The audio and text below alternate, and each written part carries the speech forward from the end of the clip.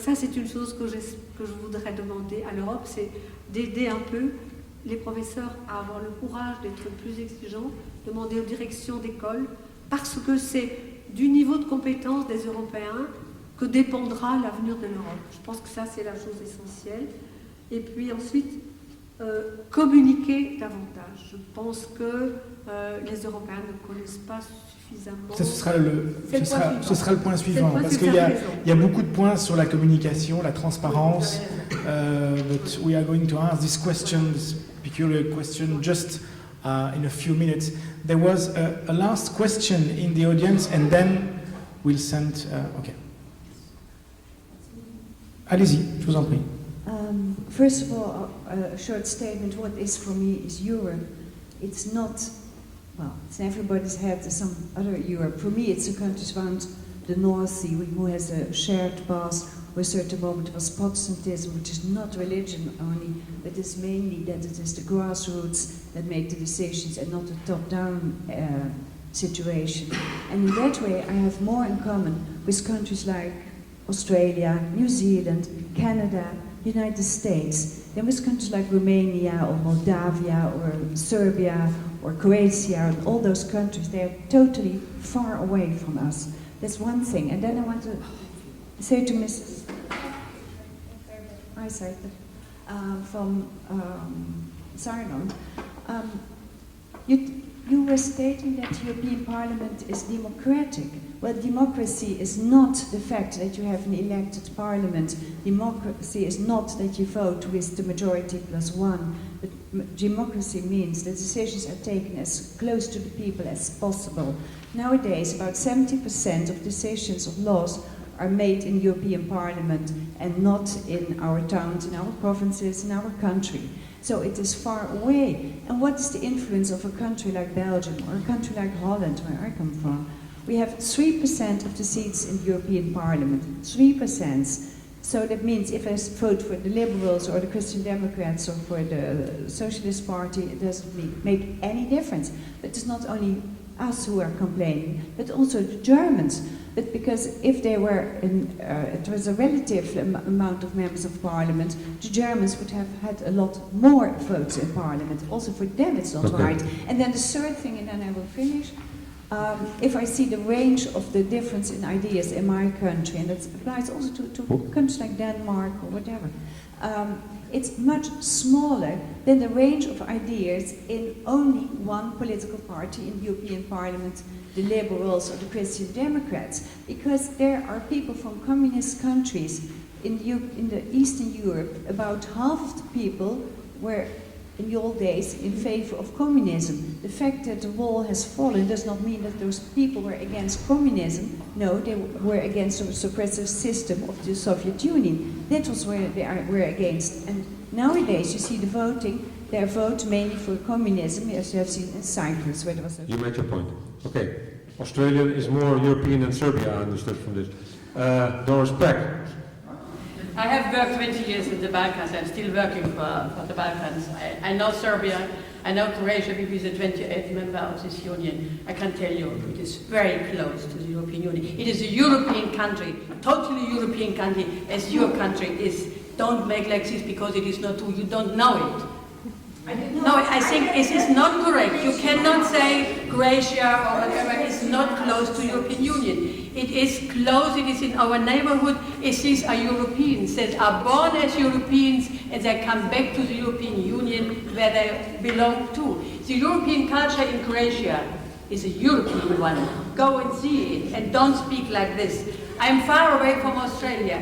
I have nothing against the Australians. Perhaps I like them, but I don't know one. So I don't speak on them, I speak on our continent. And this continent is constructed by different nations which have now decided to come together, to stay together. And if you speak on the eastern countries, Poland, you didn't mention any, but I say Poland, or I say Czechia, or I say Hungary. So please, how can you judge these people in a way that you're judging? I feel ashamed. Short answer, please. They had to suffer after the Second World War under dictatorship until 1990, and then they had a chance to change it. And now they are in the Union, and they do what they can do, and they have a new generation, as we all have new generations. Portugal and Spain came from dictatorship. They have new generations generated. So I think you should be a little bit more careful in judging other people and other men. Well, maybe you should do the same, because you said I don't know anything about Croatia. I had in the 60s a refugee from Croatia in my house, so don't tell me anything. Okay, thank you for your Okay, contribution. Asmae. I just want to add something. We are talking about education programs who are different in Europe, and I think that everybody's talking as Europe is going to save everyone program, everyone education, and I think it's to the government of the country to add a solution to the problem. And I only going to take the example of Belgium here. We are with les Flamands, les Wallons, and les Germanophones ook. And I think that it's our problem, because the government of our country knows as well here the citizens, and it's not to Europe to save all the problems, if I can say it so. But maybe it's to Europe to show the way, maybe. Yes, it's to them to show the way, and Yeah. I think they are showing the way, but it's difficult. Jane would like to add something before we go to the communications aspect, okay? I'll pick up on 2 points. Marine Embrecht's point on, the point about whether or not the world peace can survive when the world is so badly divided between not only the world, between Hungary and those with food, but also Europe and the difference. And I agree. I think we need to do an awful lot more to balance the difference. Even if we start, we're trying to do it in world hunger, but the difference even in Europe is stark and definitely needs properly addressed. And that's about social protection. Yes. The second point about democracy and the European Parliament, I think we need to look at why we're not getting as much in the European Union as the federalists would like, for example, and that's because the nation states, the national governments, will not give up their sovereignty, and that's where we've got to go to. Now, I'm from the United Kingdom. It's about exactly. So it's a serious problem about governments not prepared to give to Europe what Europe wants, and that's a big problem. I don't know how we overcome it. It's a problem of confidence. That was in the title of our debate. Confidence or commitment. Is this a problem of confidence? Well, confidence. Well, I have to come at it from a UK point of view. They're not. They don't like Europe very much. They don't even see Europe as them. Europe is there. If you drive behind a lorry, it says we export to UK, Ireland, and Europe. You know, it's not seen. So there's no trust and there's no commitment. People don't like. It's foreign, faceless, and too far away. That's what Europe is to the British. Doris Peck is not pleased I with just it. want to add something. The problem of our situation in the European Union and the fact that people feel, so far from Brussels or Strasbourg, is that our governments, our ministers, they come from Brussels, they go to Berlin or to Paris, and then they say, those in Brussels did. But those in Brussels, it was he himself and his colleagues. So I think this is a problem. Is Angela Merkel doing this? Your party leader? No, she not, but the foreign minister... She not? No. And Wolfgang Schäuble? No, but from a time it was... Isn't that strange that the Germans aren't doing this? No, the Germans are doing it, but not just these two. Not just these two. Oh, I thought I heard it now, 2 seconds ago. No, not these two. Alone? Not or Merkel, more? not Schäuble, that took the burden themselves, but others are doing it, also Germans. Can you mention names? No? No? You don't dare to mention names? No? Okay. This is all about courage, isn't it, tonight? No, not No? French, no. Why should I blame somebody here? No, but you are apparently defending your own party members. No. Which I can understand, but... No, doesn't mean, because they are truly European. But isn't this exactly the point of transparency we're talking about? What? That people notice, reflects that you defend your own party members. No, well, they're part of the own... I know Wolfgang Schäuble now for 30 years, and I know that he's a true European. So he is not doing what I'm blaming others for doing. And Angela Merkel shows that she is a true European, so keep them out. But a lot of others of the same party are not Europeans. So, Hans wants maybe to react. Sorry, but seriously, one of the main problems we have on this continent and in European politics is exactly this, naming and shaming. Yeah. But we do not really blame anyone. It's the same when you go to Cyprus, when you talk to people there, when you go to Portugal, when you go to some other countries, when people say it's all the fault of these people. It is not a question in general which parliamentarian, which minister, whatever, is saying this was Brussels. The problem is that the wrong people are in place. If we want a European Union that is going to work on the long run, we have to promote people who are thinking European, not people who are thinking national. But to say the whole time that everything is this person or this person or this person, no single politician on this whole continent can take over the responsibility for a decision which is taken by a group of people, minimum 27 member states governments, or even a parliament. No one can do this. But the point is that what is really annoying in Europe is that no one wants to take up the point to say, okay, it is my responsibility. Do European politicians have to show us a way how Europe is going to be? No, because politics is never done by politicians. Politics is lived by people.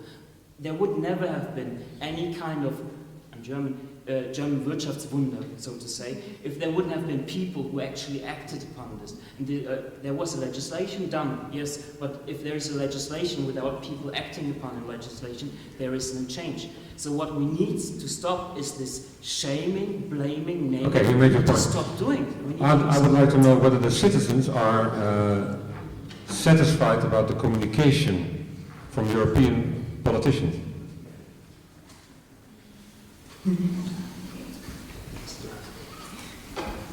Great. I think that European politicians seem disconnected. They have a large part of responsibility in the lack of love that exists between Europe and citizens. They should communicate, talk to people, and show what they are doing for the citizens. And Europe must demonstrate every day at all levels that its reason of being is to improve the lives of its people. And I think that I'm studying in communication. We can blame also the medias because they are not making a popularizing work.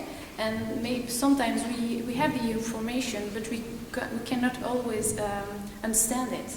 So, what can we do? I don't know. How to improve this? Are you satisfied with the European communications? I think that, for me, what is lacking is just to make it human. People always say, indeed, they blame Brussels. Brussels did this, Brussels did that. What is Brussels? No one knows. And it's a city. Sorry. No, it's true. Brussels, what you just said is it's true. Brussels as the image of Europe in France, Germany, or when we speak about Europe, they say Brussels. They say Brussels, and no one knows what's happening here. And more than bad communication, it's just that people don't know. And usually, you tend to not like what you don't know. If there is any problem, you blame it. And when you see people, you mean citizens? Citizens, sorry. Okay. Yeah. So, for example, we started to work on this little series that we created, Europa. It's a tiny thing, but the point was to What is it? Yes, excuse me, I came in late, so I didn't... Yeah, no, it's, we sort of did some videos on the life of young European professionals. And the point is to have sort of a live view on it. So it's you know, like it's online if you want to see it. It's amateurish so far, but the point is, for example, I was talking to some friends of mine recently about karate. And one of them was telling, oh, you know, like when I was a kid I used to do karate because I saw Karate Kid. You know? Who knows about karate? He saw the movie, he liked it, and then I saw L'Auberge Espagnole and I felt European, blah blah blah. Make it human. Bring entertainment in Brussels. They do it in the US. It's an American movie. Every ingredient here. Seriously, you have plots, you have power, you have an elite, you have money, sex, power, you know, all of this.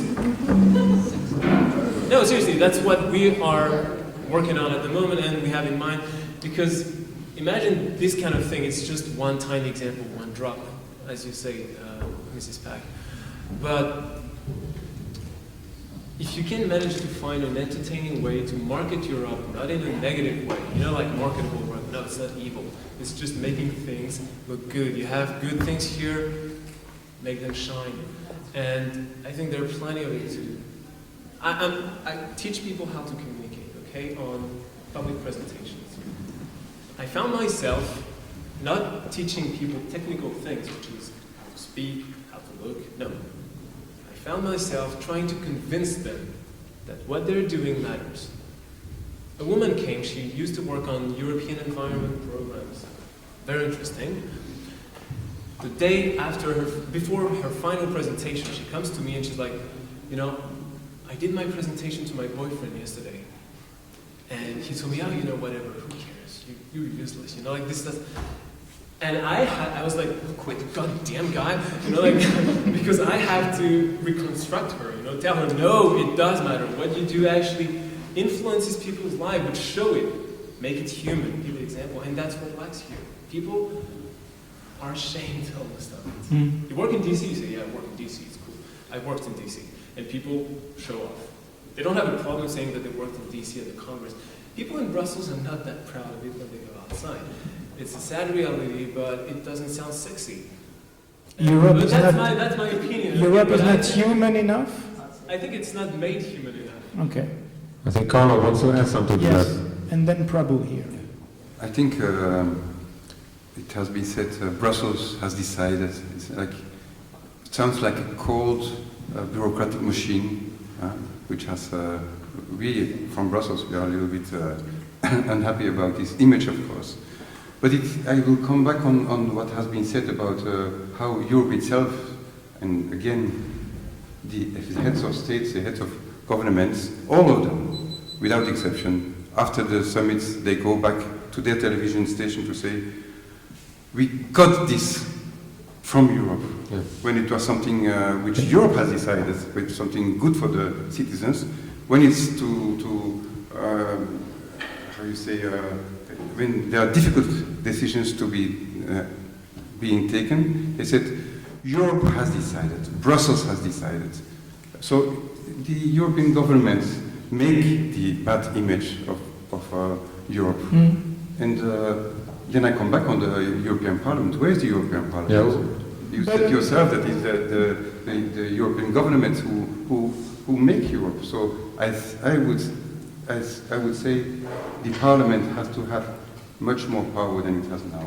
But about the communication, is the communication not too technical? The communication is, Europe is something very complicated. So the communication is not human enough. I agree with what has been said. Yes, you have to be, but Europe has also give the image that it's also concerned about its citizens.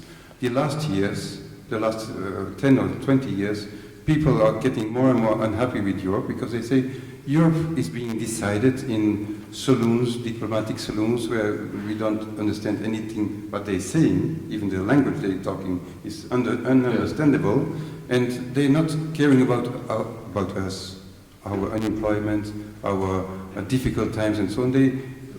People have the image that Europe is being run by the multinationals, the financial power, which is not true, but it is true that over the last 30 years, the financial. That's the main image we have. They have taken power over Europe. How can we improve that? That's how people. One concrete proposal to improve it. To have more decisions which concern the people in their daily life. More social Europe, more cultural Europe. And even before improving it, making people think about it. Because we talk about Europe, for us it's obvious here. But for many people it's not. And that's also my point. I'm in charge of a municipality. I'm échevin des affaires européennes. I put in place 10 years ago a commission du dialogue sur l'Europe, which had 160 members, and that was when we were talking about enlargement, about the constitution and so on. And then less and less the people. I have had Michel Rocard who came, I have had Geremek who came, I had recently Moscovici who came, and Martin Schulz who came. So you get people to come. But then those people, they are all like you here, interested about Europe. But you talk to the people in the streets who looks television, and when they see television, they're talking about, and that's again what has been said, the media also have some responsibility. So yeah, media try to explain. Media, they have to sell, and people only are interested when you're talking about something which is scandal in the European context. When they are talking about the douche in the European Parliament a few years ago, that had a first page. But when the European Parliament is deciding things which are interesting and very beneficial, then the press is not interested. They're only interested when there is some quelque chose de croustillant. So that's the problem. Yeah. What do you think about it? Yeah. Well, for me, if you take a step back, information, we have information. Information is sent out, let's say, by European politicians through various means, various media, to TV, online, newspapers, so it's available. I think if you're an interested citizen, not just a responsible citizen, but if you're an interested citizen, then you will go and hunt down information. If you want to learn, if you want to know about something, you will go and look for it. I think in that sense, today's highly info society allows European policymakers and politicians to communicate, and it allows citizens to go and seek out information as well. But okay, on the other hand, it's a fact, and everybody has been saying here as well, politicians, hardcore politicians remain politicians. Political communication is a skill, and it's not always easily understandable for the broad audience. I think today it's easy as a citizen to think that politicians are not always open or not always complete in their communication towards the public as they could be, so it becomes a bit, we as a citizen, and I as a citizen, you need to listen attentively, carefully to know what are they saying. Is there any hidden messages or no? Is there something that we have missed out on as a conscious citizen, yes or no? So I would say overall, sentiments these days towards politics has become negative, that's a fact. So we need to kind of figure out why these decent messages which exist, which come out of Europe, and they exist, why don't they always come out to that? I think we as a citizen also have a role to play in going to hunt down information. But do the citizens understand how Europe works? The institutions, the Commission, and so on. Yes? Dans le micro. Je voudrais vous faire part de l'expérience que j'ai par mes contacts avec mes concitoyens européens et où surgit une plainte générale de ce manque de contact avec les institutions européennes. Et notamment avec d'authentiques bonnes volontés en Europe qui ont travaillé avec un enthousiasme forcené sur des projets et qui sont absolument méconnus des institutions européennes, au point que on voit quelquefois surgir au sein des institutions des projets qui sont déjà réalisés de longue date par des institutions de la société civile qui se sont alors rejetés, tenus à l'écart et éprouvent évidemment à ce sujet-là une frustration. Et de surcroît, je pense que ça repose aussi sur un manque de sentiment d'appartenance à ce projet européen qui est endémique dans l'ensemble de l'Europe. Je ne pense pas que les Européens portent un intérêt très précis à l'Europe. Ça, c'est un point qui me paraît essentiel. J'ai une idée sur les causes de ça, mais je ne vais pas m'étendre là-dessus maintenant. Simplement, je voudrais peut-être qu'on réfléchisse, parce que je ne sais pas quelle est la solution.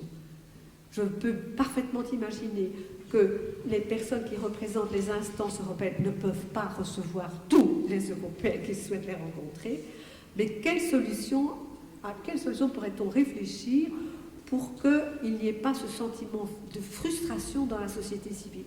Je prends un exemple. J'ai été invitée à participer à une université européenne d'été à Frascati en 1989. Donc c'est très longtemps.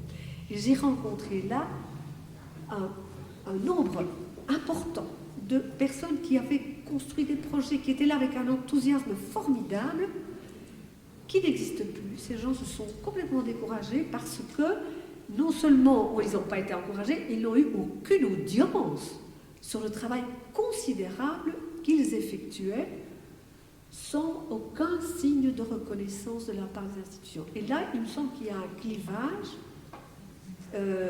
et je suis incapable, je vous avoue, de dire ce qu'il y aurait comme solution. Just a question here, Yes, thank you. and then answers from the politicians. I'm Inga Luisa, I'm 22, and actually right now I'm an intern in the European Parliament. And 10 days ago there was the Open Doors Day at the European Parliament, and there was a panel discussion where MEPs spoke to us. And there was one of them who said, well, information is not only about the media, information is about our daily lives. And this is what I really think. Yassine talked about the banlieue. The people in the banlieue, they have other problems than to read the newspaper. What measures did the EU take last week? But they participate in specific programs, or for example technical trainings for people who didn't do a university degree but who are already working every day but want to learn a bit more. If they label this with this was co-financed by the EU or something, this is not about the media information but about your daily lives. The small labels saying with the European flag, this was co-financed or this was just supported by the EU, I think this could really raise awareness. And we shall not only talk about the media not doing her job, but maybe about all those institutions. I participated in so many programs where I didn't know they were co-financed because my school didn't tell me. And today I had to do research for the programs with ECTS, how do you say, credit points. And I learned so much about it, and I saw that on the diplomas, there's never said, well, this was done by the EU, so maybe you could raise awareness by daily actions. Thank you. Okay, raising awareness.